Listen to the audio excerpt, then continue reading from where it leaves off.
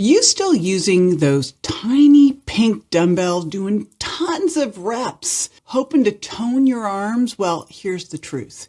If you want strong, defined arms, you got to go heavier. Hey, JJ Virgin here, and I have been into arms for years, and I get asked all the time, how do you get those arms? Well, I'm going to reveal all in this video. Now, if you're into body composition, metabolism, improving your metabolic health, aging powerfully, be sure to subscribe to this channel because I'm dropping all sorts of intel every week. And today, I'm going to be diving into arms.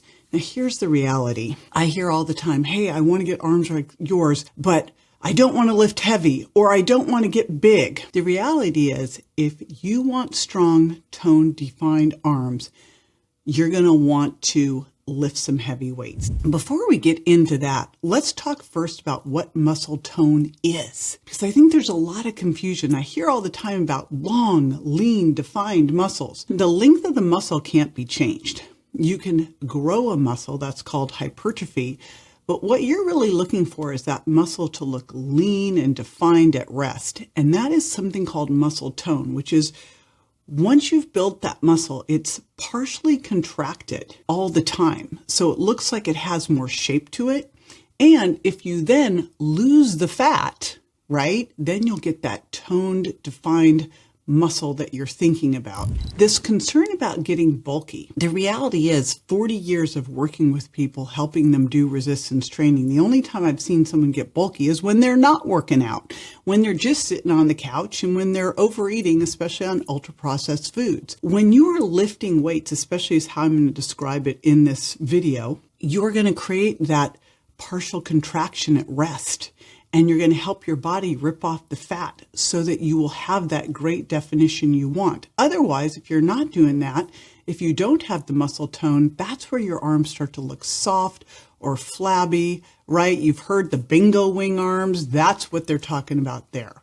So we're going to be looking at how you get sculpted, how you get lean, how you get ripped.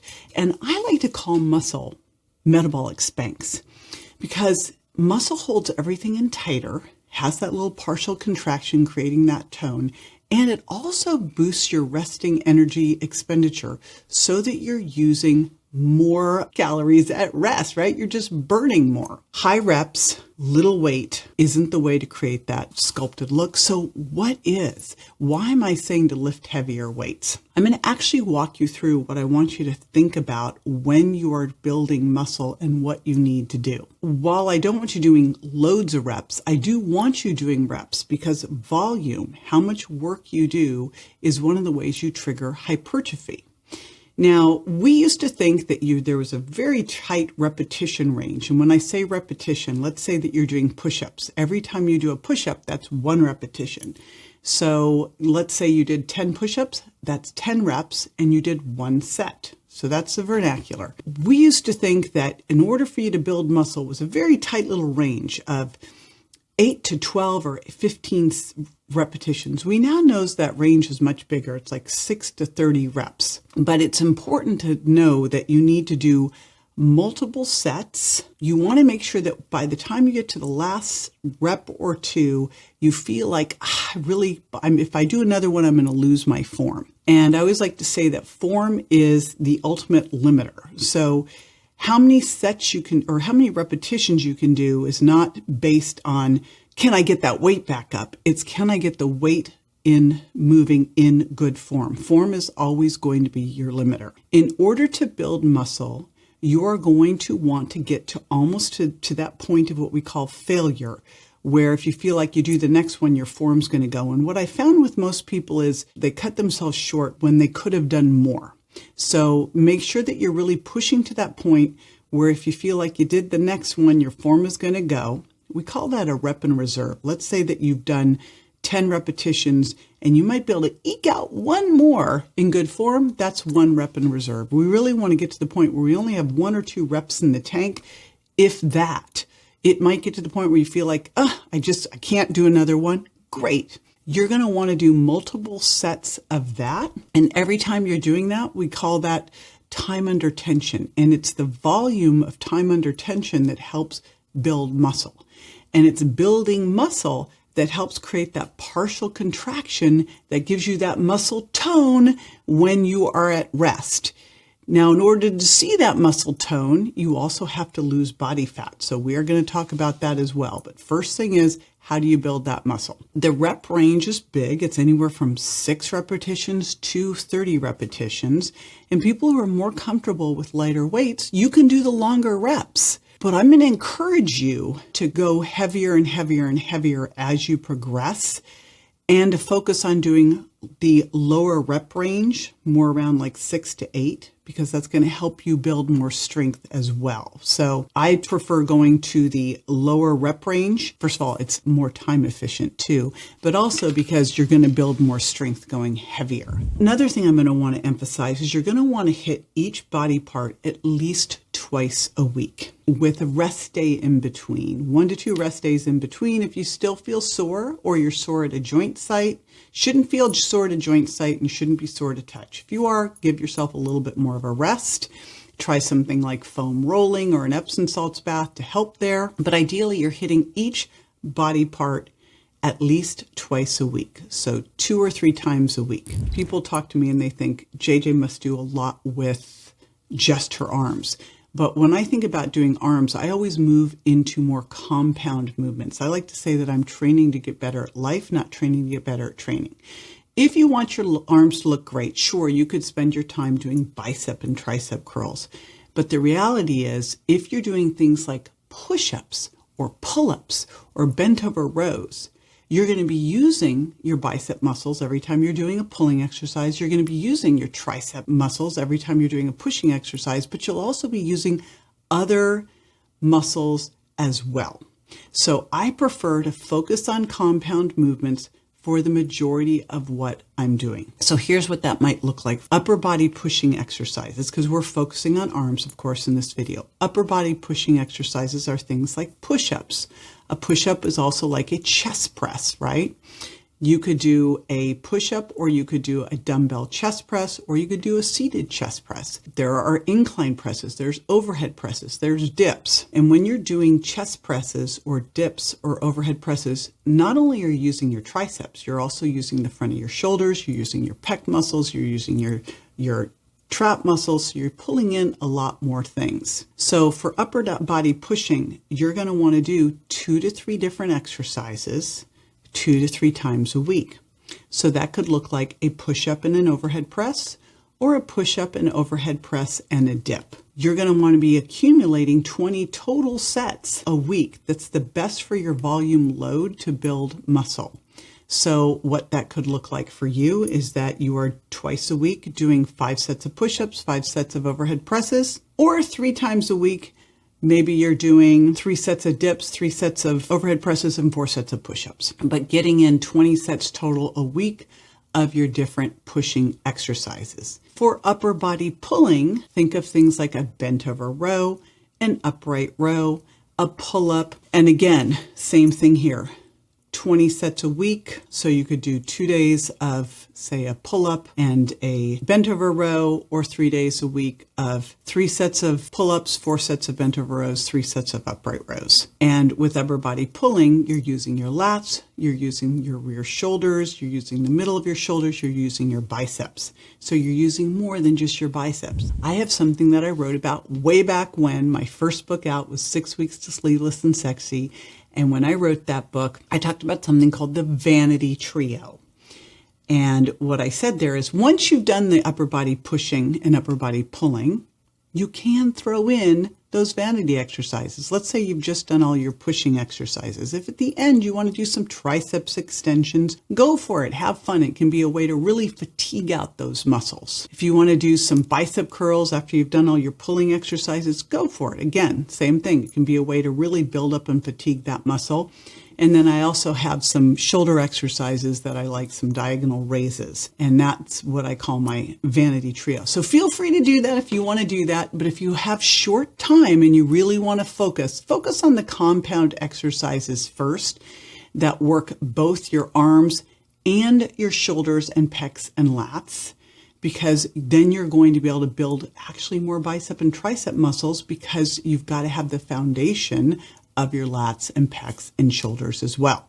So all of that is super duper important. As we age, we are going to be losing up to 1% of our muscle each year, 2 to 4% of our strength, and 6 to 8% of our power. This is why I like to focus on not just resistance training to stimulate that muscle protein synthesis and stimulate that hypertrophy, but also I like to look at strength, and that's why I like to go heavier, and then also moving that exercise through the shortening phase, the concentric phase, as fast as possible so that I can also pull in the power. Hypertrophy is the size of the muscle, strength is how heavy you can do something one time, and power is how fast you can do it. The other cool side effect of doing this is we're doing compound exercises that mimic a lot of the exercises that you go out and do during the day. Like I think of, we joke about it, my husband and I travel a lot. Think about the times you have to put something in an overhead bin, you have to lift groceries up or lift suitcases up. This is why we're doing those things, so we can get better at life. The other cool side effect of doing resistance training is that it's also really good for bone mineral density. And when I think of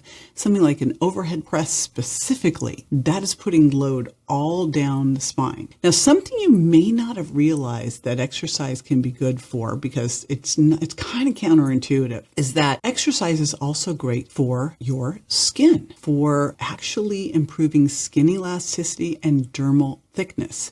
And by the way, bonus points if you're taking my Sheatine product alongside this. I am a big fan of creatine HCl. I put creatine HCl with magnesium glycinate and taurine as the trifecta product to help you work out harder and recover better. But one of the things that creatine also helps you do is helps with good skin elasticity.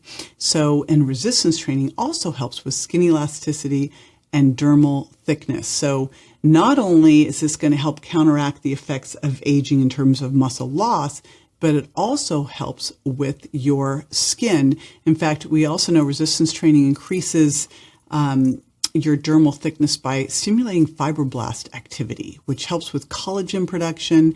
Creatine does this too, by the way, helps with collagen production.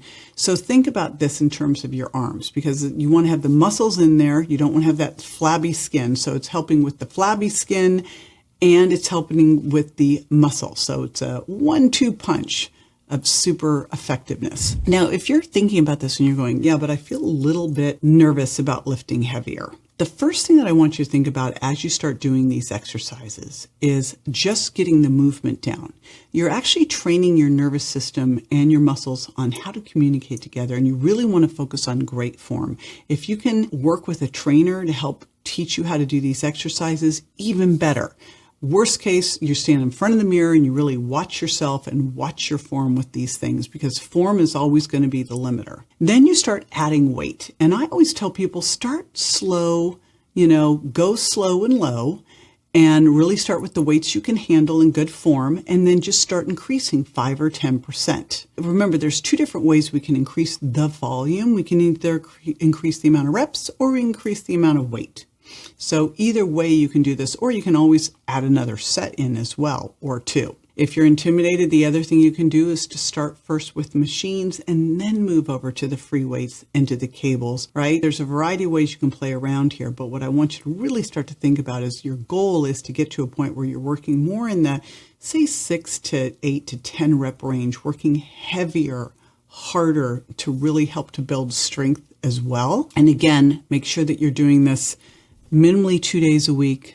3 days a week can work too. And you're giving yourself a rest day in between. Now, part of having defined, toned, strong arms, you got to have the muscle mass there, but you also need to make sure that you are losing the fat as well. Now, I'll give you a little secret. If you want to build muscle, it works better if you're in a little bit of a caloric surplus. You're eating a little bit more than what your body needs, and that you're getting enough protein because your body needs the protein to build the muscles.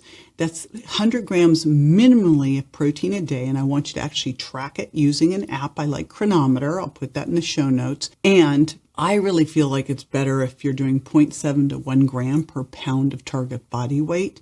And it actually is going to make it easier for you to start to lose fat after. When I'm focused solely on putting on muscle, I will do a little caloric surplus. Doesn't need to be a lot, 100, 200 calories a day.